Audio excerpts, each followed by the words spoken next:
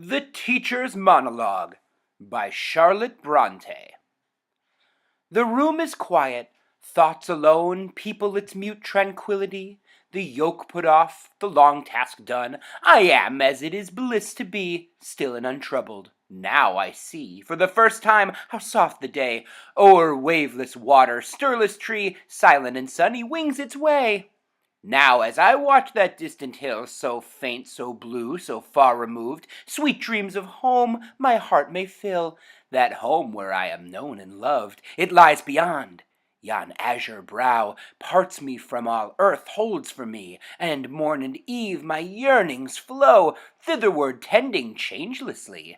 My happiest hours, I, all the time, I love to keep in memory, lapsed among moors, ere life's first prime decayed to dark anxiety.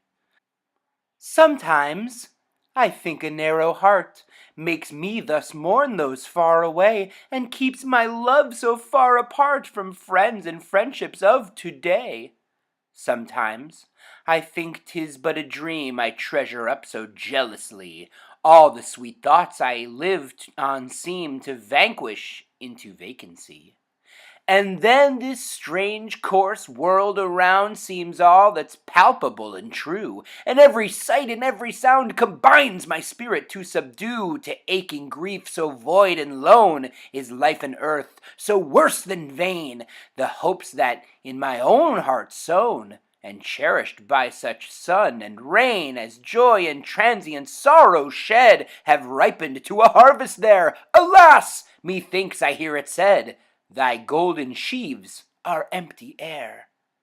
All fades away, my very home, I think will soon be desolate.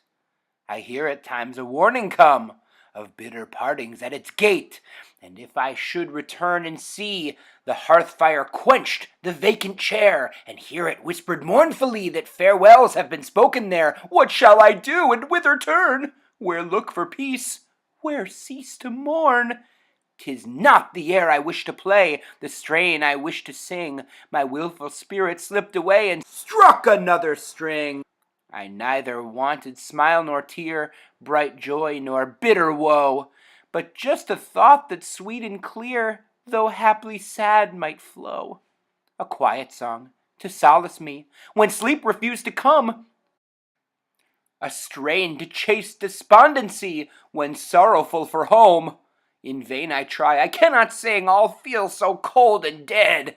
No wild distress, no gushing spring of tears and anguish shed, but all the impatient gloom of one who waits a distant day, when some great task of suffering done, repose shall toil repay.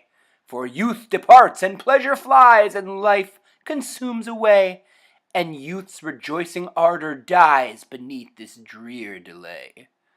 And patience, weary with her yoke, is yielding to despair, and health's elastic spring is broke beneath the strain of care.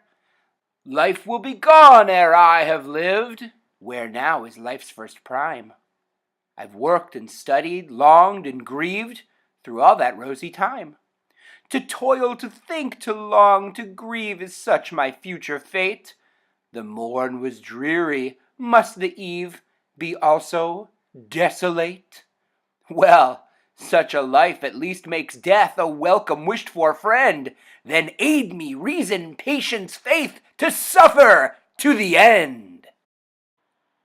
Thank you for listening. This has been The Teacher's Monologue by Charlotte Brontë, read by Russell Jaffe, a Lit Aloud production.